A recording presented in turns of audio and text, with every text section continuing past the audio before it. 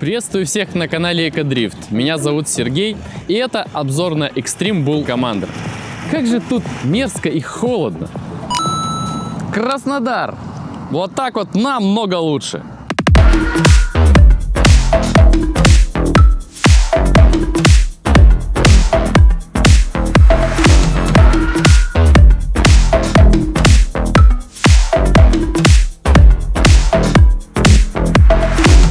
Extreme Bull Commander.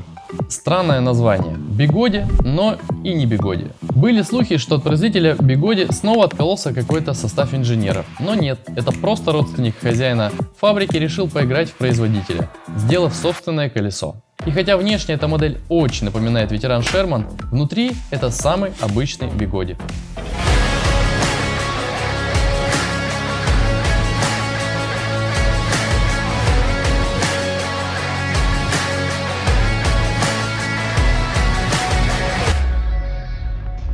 Первое, что мы сделали, когда получили Commander, это, естественно, разобрали его. Аккумуляторы не имеют никаких кожухов. Они расположены под боковыми полупрозрачными крышками и просто приклеены двумя полосками мощного двустороннего скотча. Отодрать их действительно тяжело, но вы понимаете? 3000 ватт-часов просто приклеены к пластику. Если вспомнить цену колеса, то становится действительно грустно. Контроллер стандартный, как на RS и XN. Единственная особенность, что он расположен горизонтально. Любители самоделок уже выстроились в очередь за этим контроллером. С завода он плохо продувается. Движок C30. Сначала предлагали Commander High Torque версии, но в Экодрифт решили не экспериментировать и дождаться скоростную версию, которую действительно хотели видеть пользователи в России. Двигатель со старой доброй осью. Бигоди обещал завязать с такими двигателями, но Extreme Bull Commander почему-то не побрезговал таким решением. Минусы очевидны. Тонкая ось с единственным отверстием под кабель, фазы не разнесены, как, например, у InMotion V12, что позволило бы снизить нагрузку на ось. Но прошедший год породил целую армию хейтеров дырявых моторов, поэтому производитель поставил статор старого образца. Хотя стойки педали отфрезерованы для установки на новый тип подшипников. Это вызывает опасения по поводу надежности таких стоек. Боковые крышки полупрозрачные, под ними светодиодные ленты, которые просто кое-как приклеены. Гидроизоляция, качество сборки, охлаждение – все это на довольно традиционном для бигоди уровне. Подробнее читайте в заметках техноблога Экодрифт, ссылка в уголке и в описании под видео.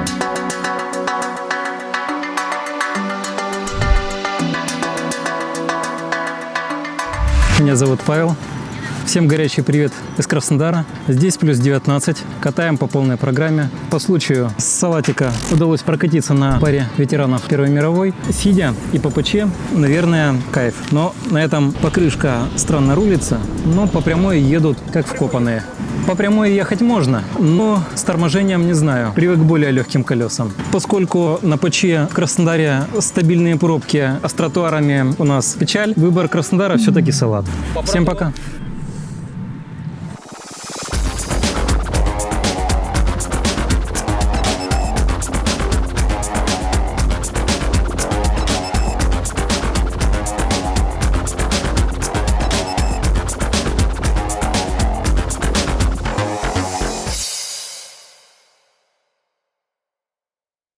По характеристикам нас опять пытаются ввести в заблуждение с размером колеса. Якобы это 20 дюймов, хотя двигатель здесь точно такой же, как на старом добром M-Super X. Все остальное зависит только от покрышки, которую сюда можно поставить. Покрышка завода явно меньше, по диаметру она идентична 18×3 в велосипедном размере.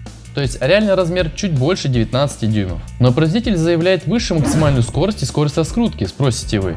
Все просто. Extreme Bull Commander завышает скорость на дополнительные 5% и сравнится в этой неточности с ветеран Шерман, который завышал скорость изначально. Такой вот унылый маркетинг. Вес колеса в голом виде 35 кг. Аккумулятор 3600 ватт-часов. Это 4 сборки с новой защитой бигод от короткого замыкания. Следствием стала особенность, которую придется учитывать при зарядке. Максимальный ток в 3 ампера на сборку, то есть 12 максимум на колесо. В комплекте, кстати, традиционное зарядное устройство на 3 ампера при напряжении 100,8 вольт. Пробег на одном заряде, естественно, очень сильно зависит от скорости и стиля езды. При плавной загородной езде на скорости около 30 км в час летом можно проехать более 200 км. Мощность двигателя — это еще более бесполезный параметр, на который я предлагаю вообще не смотреть. потому что понятно, что этот же двигатель стоял в MSX, в MSP, в RS, в EXN, и каждый раз номинал мощности стремится вырасти, хотя ничего и не поменялось.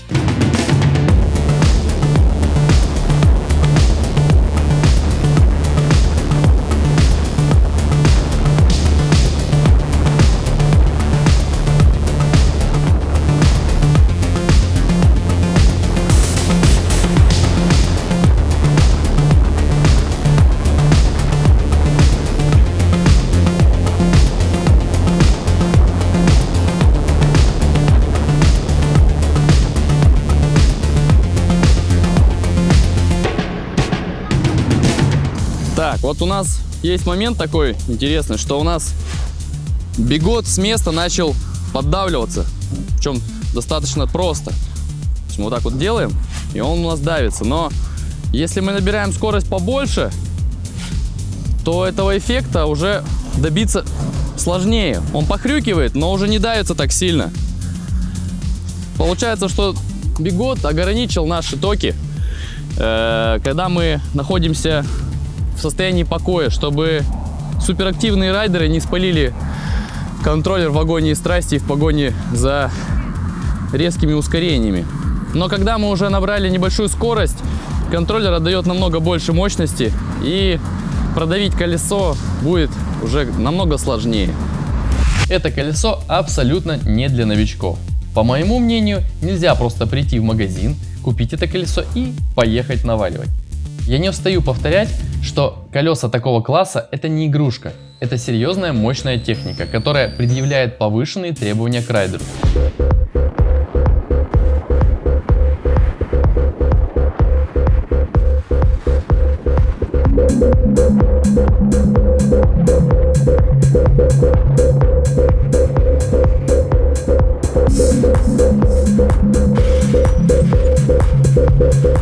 Нужен опыт, нужно понимание по возможностям этой техники и, конечно, нужен соответствующий навык. Он не берется на пустом месте. Чтобы ездить на таком колесе в городе, надо сначала отработать все важные элементы на площадке. Это маневрирование, торможение, езда на разных скоростях, проезд всевозможных препятствий. Если опыта мало, то не стесняйтесь, поставьте ограничение на низкую скорость. Можно через приложение выставить, например, подъем педали на 40 км в час и ездить, пока ноги и тело не привыкнут к весу колеса и его особенностям.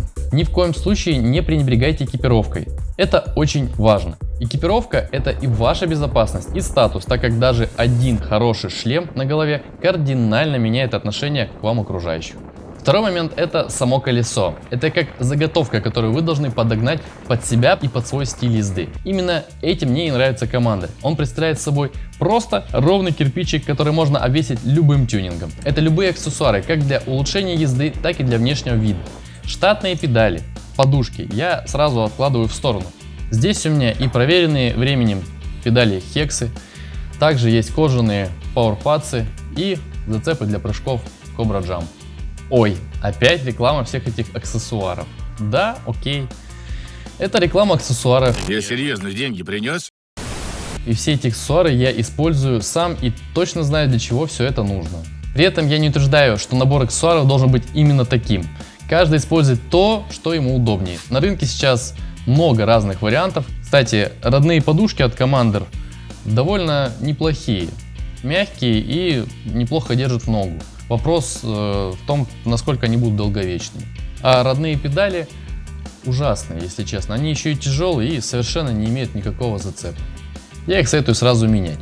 Еще на это колесо можно добавить композитный чехол с сидушкой для езды сидя. Но пока это все в разработке.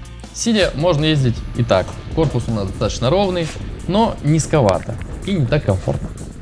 Здесь я добавил RGB подсветку, которая управляется с телефона. Получилось очень классно, потому что светит она вниз, а не в глаза прохожим. И это добавляет безопасности в темное время суток. Приклеил все это я на обычный термоклей и залил сверху эпоксидной смолой. Получилось качественно и надежно, хотя и трудозатратно.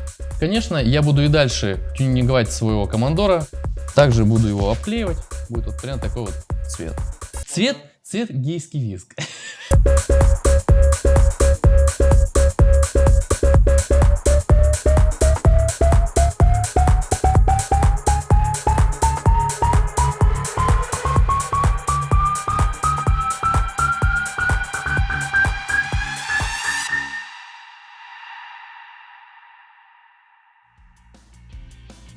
Кроме внешних изменений, я сразу сделал доработки внутри колеса. Ну, то есть не я, а ребята из сервиса по моему списку.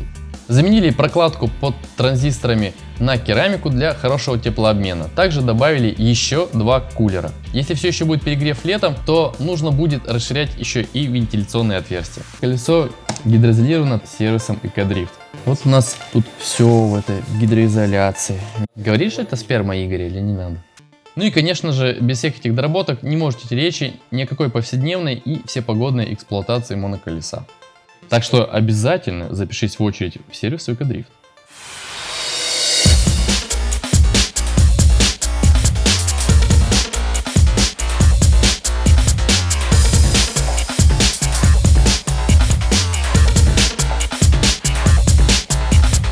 Всем привет из Краснодара. Меня зовут Роман, езжу на Шермане. За этот год пробег 10 тысяч километров. И как тебе Шерман? Хорошее колесо, мне нравится. Других колес не было, сравнить не с чем. Я работаю на башенном кране, люблю технику. Колесо — это то, что надо. А еще мне дали прокатиться на командере. Колесо понравилось. Такое ощущение, как будто едешь на Шермане. Большой разницы не чувствуется. Оно вроде полегче даже управляется. Ну, немного полегче, ну, примерно так же. Если бы хотел бы поменять на другое колесо, командер бы подошел бы для обмена на Шерман. Не, ну в Москве летом хорошо кататься, там колеса не греются. Почти все колеса Bigodi теперь комплектуются экранчиком. По нему можно узнать скорость, пробег, температуру. Дисплей теперь монохромный красного цвета, но все равно не очень информативный. Красный цвет во время поездки сливается. Для меня в целом бесполезная штука. Куда важнее смотреть на дорогу, а не сюда. Мне больше нравилось, когда был просто вольтметр, а теперь его, увы, нет. Только какая-то дурацкая шкала, которая вообще не отображает нормально заряд аккумулятора. Немного выводов о Extreme Bull Commander. Мы проехали за сегодня более 45 километров. В принципе, чуда какого-то не произошло. Он очень сильно схож с EXN. Батка больше. И это ощущается, потому что за 45 километров ушло всего лишь 38%. При том стиле езды, который я на нем практиковал сегодня, это очень достойный результат. По эргономике колесо ощущается легким, оно не широкое, оно стабильное на скорости, динамичное. Никаких моментов по нехватке мощности я не заметил. Пластик достаточно крепкий, мы его пару раз уронили. Не я конкретно, ребята приложили немножко об асфальт, ничего страшного не произошло. Крышки целы, корпус целый. По динамике, динамика у него такая же, собственно говоря, как и у обычных всех моторов C30 от компании Bigod. Ну, не очень понравилась ручка, конечно. Ручка, она оставляет желать лучшего. Слишком хлипенькая, и вот тут кнопочка заедает. Ну, мы ничего большего и не ждали, собственно говоря, поэтому пойдет. Понравилась фара. Фара действительно крутая. Она, правда, сейчас у нас не светит. Мы ее подключим. Фара линзованная, ночью очень хорошо видно, куда едешь, поэтому это можно отнести к плюсам колеса. Во всем остальном это типичный Gotway с типичными повадками Gotway. В поворотах немножко после резкого торможения, когда начинаешь поворачивать, он немного опускает педали. Стандартное поведение контроллера от Gotway. Ну и да, можем заметить, что у нас наша надпись, она уже перестала быть такой красивой, какой она была в самом начале, когда мы только сняли пленочку колени, хорошенечко отполировали это место. Колесо мне нравится, колесо это будет моим, поэтому в будущем у него еще будут некоторые модификации по внешнему виду. Все, что нужно, это колесо мне лично дает. Забыл упомянуть, покрышка. Покрышка крайне отвратительная. Маневрировать в поворотах на ней не очень приятно. Кольцо постоянно нужно подруливать, постоянно нужно контролировать, иначе ты рискуешь уйти в тот угол, откуда уже не возвращаются. В сравнении с конкурентами, да тут только один конкурент. Это ветеран Шерман. В ветеране меня не устраивало две вещи. Странные алгоритмы работы, которые приводили к неадекватному гулянию педалей, и низкие свесы встроенных кенгурятников. Обе эти проблемы на Командоре отсутствуют. Он ощущается в ногах более сбитым, более резвым. Мне однозначно Commander нравится больше. По скорости примерно то же самое, а возможно даже Commander будет пошустрее. Особенно если поставить хорошую летнюю покрышку с увеличенным профилем. Это я еще проверю. Аккумулятор в Commander более емкий, что тоже плюс. Есть, конечно, и недостатки в Commander. Это, конечно, качество сборки Bigod и совершенно дурацкие ручки для переноски с острыми, впивающимися в руку гранями. Но это все мелочи.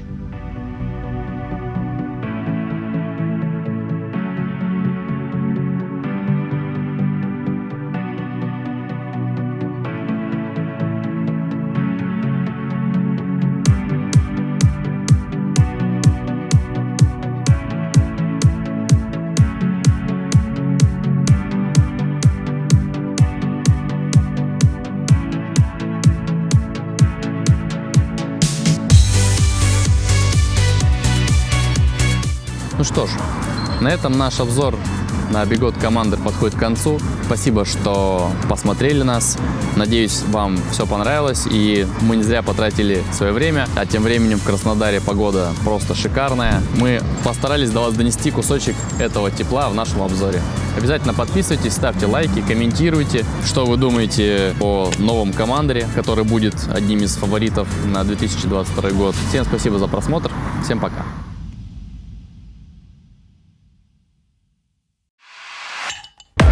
I wanna say something, but you are all that I see. You got dynamite, that smile's gonna be the end of me. I bet you taste like chocolate. Can I have it for free? I'm an explosion, that smile's gonna be the end of me. You cannot lie over a Mai Tai. You cannot lie over a Mai Tai. You cannot lie over a Mai Tai. Let's take each other out. You cannot lie over a Mai Tai. You cannot lie over a Mai Tai. You cannot lie over a Mai Tai. Let's take each other out.